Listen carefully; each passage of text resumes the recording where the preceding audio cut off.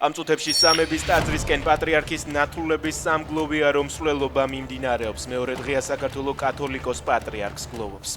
სამების საკათედრო ტაძართან, სადაც ილია მეორის სამოქალაქო პანაშვიდი მიმდინარეობს, ადამიანების ნაკადი არ წყდება.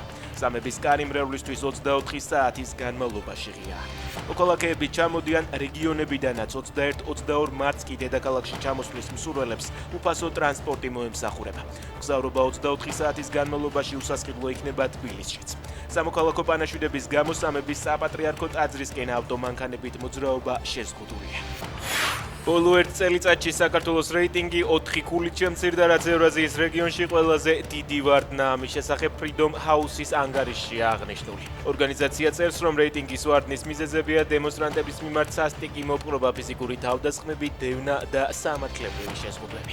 მას შემდეგ, რაც ირანში აიათოლა ალი ხამენეი მოკლეს, პუტინი კრემლში აღარ გამოჩენილა. რუსული სააგენტო წერს, რომ პრეზიდენტი 9 დღეა არსად ჩანს.